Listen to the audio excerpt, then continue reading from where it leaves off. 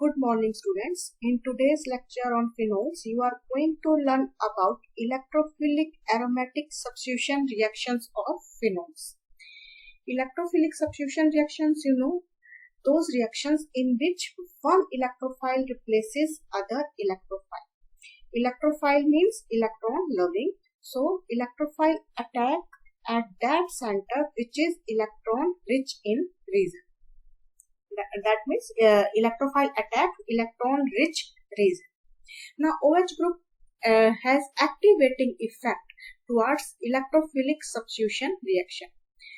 OH group when attached to benzene ring activates benzene ring towards electrophilic substitution reaction. OH group direct the incoming group to ortho and para position. Activating effect of OH group is so strong that it usually causes poly substitution.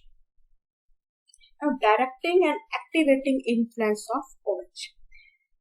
Oxygen contains lone pair of electrons which interact with pi electrons of benzene nucleus, and electron density increases at all the positions of the benzene rings. However, due to resonance, electron density increase is much more at ortho and para position compared to meta position. Therefore, OH group is ortho-para direct. Due to increased electron density in benzene ring, aromatic ring gets activated. That is, benzene ring get activated towards electrophilic substitution reaction. So, electrophilic substitution reaction in phenol is easier compared to simple benzene ring. As electron density at ortho-para position is much more than at meta position, therefore, in phenol, substitution occurs at ortho and para position. Further, carbocation formed due to attack of electrophile at ortho and para position is better resonance stabilized than carbocation resulting from electrophile attack at meta position. तो इस कारण से जो आपका electrophile attack होगा phenol के ऊपर वो किस पोजीशन पे होगा, ऑर्थो और पैरा पोजीशन पे। और दूसरा क्या है कि कंपेयर टू बेंजीन, फिनोल के अंदर इलेक्ट्रोफिलिक सब्स्टिट्यूशन रिएक्शंस क्या होंगी, इजियर होंगी। क्यों? Due to activating effect of OH group. OH group का क्या इफेक्ट है? एक्टिवेटिंग इफेक्ट है टुवर्ड्स इलेक्ट्रोफिलिक सब्स्टिट्यूशन रिएक्शन। क्यों? क्योंकि OH के पास क्या है, लोन पेयर ऑफ इलेक्ट्रॉन्स हैं। OH अपना लोन पेयर किसको डोनेट कर देगा? इलेक्ट्रॉन और बेंजीन रिंग को, और इस वजह से बेंजीन रिंग पे इलेक्ट्रॉन डेंसिटी इंक्रीज कर जाएगी। अब बेंजीन रिंग पे इलेक्ट्रॉन डेंसिटी इंक्रीज कर रही है तो इलेक्ट्रोफाइल का अटैक क्या हो जाएगा, इजी हो जाएगा। इस वजह से जो OH है उसका इफेक्ट क्या होता है, एक्टिवेटिंग इफेक्ट होता है towards electrophilic substitution reaction. This slide shows attack of electrophile at ortho, meta and para position. ये डिफरेंट क्या है, रेजोनेटिंग स्ट्रक्चर्स हैं, जिसमें फर्स्ट जो स्ट्रक्चर है इसमें इलेक्ट्रोफाइल का अटैक है ऑर्थो पोजीशन पे, और इस स्ट्रक्चर में जो फोर्थ स्ट्रक्चर बन रही है ये सबसे ज्यादा स्टेबल है क्योंकि यहाँ पे हर एक का ऑक्टेट कंप्लीट है एक्सेप्ट हाइड्रोजन।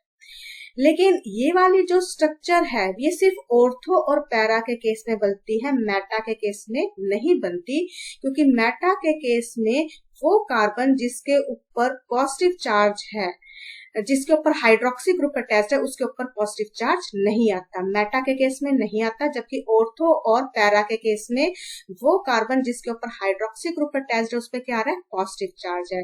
तो इस कारण जो OH ग्रुप है ये क्या करेगा, रेजोनेंस के थ्रू अपना इलेक्ट्रॉन पेयर डोनेट कर देगा और यहाँ पे क्या आ जाएगा, डबल बॉन्ड कैरेक्टर। और ये जो एक्स्ट्रा स्ट्रक्चर बन रही है ऑर्थो और पैरा के केस में, मेटा के केस में नहीं बनेगी। तो ऑर्थो अटैक और पैरा अटैक क्या है, बेटर रेजोनेंस स्टेबलाइज है कंपेयर टू मेटा अटैक। इस वजह से जो इलेक्ट्रोफाइल का अटैक होगा कहाँ पे होगा, ऑर्थो और पैरा पोजीशन पे होगा, मेटा पोजीशन पे नहीं होगा। तो OH ग्रुप क्या हो गया, ortho para directing. Now some electrophilic substitution reactions.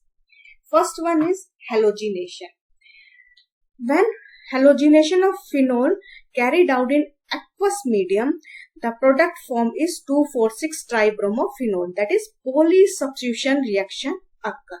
अब ऐसा क्यों होता है, एक्वस सॉल्यूशन में फिनोल जो है वो आयनाइज हो जाएगा किसमें, फिनॉक्साइड आयन में। फिनॉक्साइड आयन इजिली क्या करेगा, रिंग को इलेक्ट्रॉन डोनेट कर देगा, रिंग पे एक्टिवेटिंग इफेक्ट हो क्या हो जाएगा, बढ़ जाएगा, और इस कारण रिएक्शन क्या होगी, पोली सब्स्टिट्यूशन यानी tri substitution. So in aqueous solution phenol ionizes to phenoxide ion. Phenoxide ion donates electrons to benzene ring to a large extent. तो एक्टिवेटिंग इफेक्ट क्या हो जाएगा, यहाँ पे रिंग पे ज्यादा हो जाएगा, ring get highly activated and we get tri substitution product. लेकिन अगर हम यही रिएक्शन नॉन पोलर मीडियम में कराएं, यानी कि फिनोल की ब्रोमिनेशन कराएं इन CS2, तो जो हमारा OH ग्रुप है वो आयनाइज नहीं होगा, उसकी आयनाइजेशन क्या हो जाएगी, सप्रेस हो जाएगी। अब OH उतना इलेक्ट्रॉन इजिली डोनेट नहीं कर पाएगा जितना फिनॉक्साइड आयन डोनेट करेगा। तो कंपेयर टू फिनॉक्साइड आयन और जो फिनोल है उसमें क्या होगा, एक्टिवेटिंग इफेक्ट क्या होगा, कम होगा, और हमें क्या मिलेगा, मोनो सब्स्टिट्यूशन प्रोडक्ट, ऑर्थो और पैरा ब्रोमोफिनोल, जिसमें जो मेजर है वो क्या आपका बनेगा, पैरा ब्रोमो प्रोडक्ट।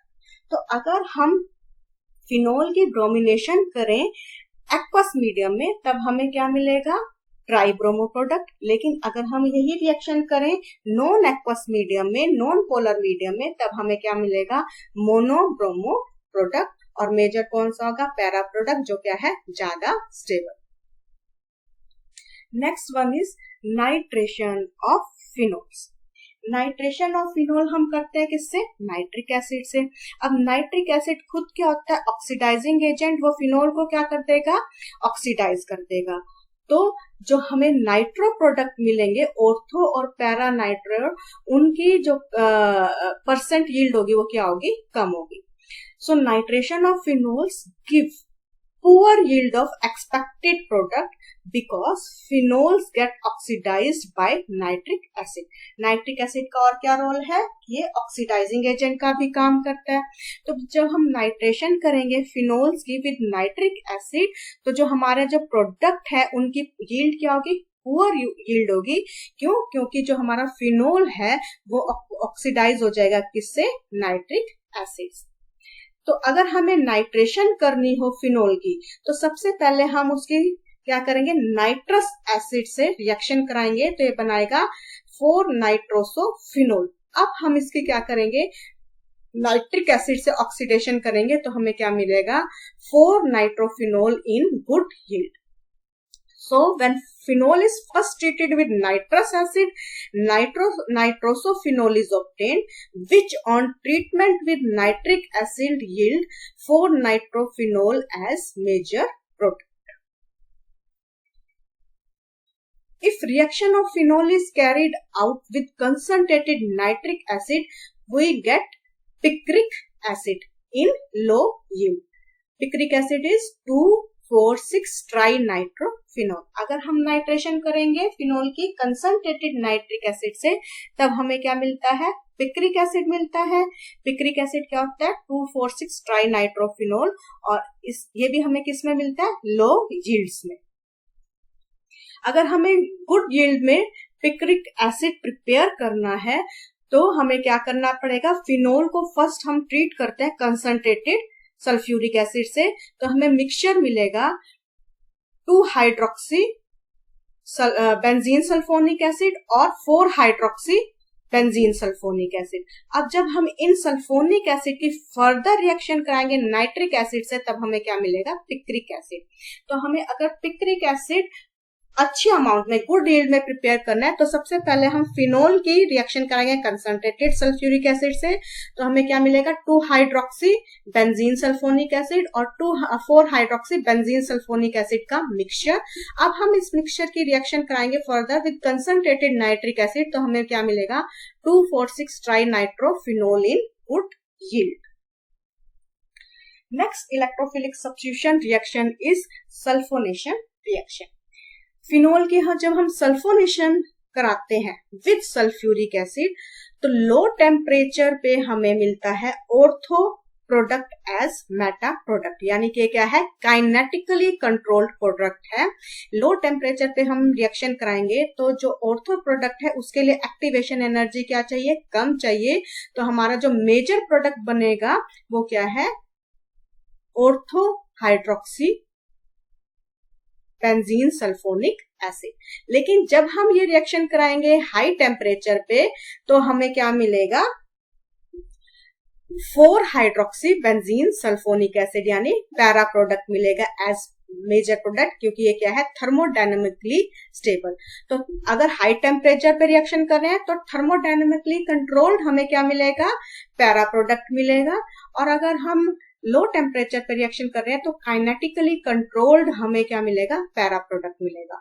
और अगर हम इसको हीट करेंगे, अगर हमारा ऑर्थो प्रोडक्ट बना इसको हमने हीट किया तो किसमें कन्वर्ट हो जाएगा, thermodynamically more stable para product में। तो जब हम सल्फोनेशन करते हैं तो लो टेम्परेचर पे ऑर्थो आइसोमर प्रीडोमिनेट करता है, जो क्या है, काइनेटिकली कंट्रोल्ड प्रोडक्ट है। अगर हम यही रिएक्शन हाई टेम्परेचर पे कराते हैं तो जो हमारा प्रोडक्ट बनेगा वो क्या बनेगा, थर्मोडायनेमिकली कंट्रोल्ड और thermodynamically stable para product. That's all for today. Thank you.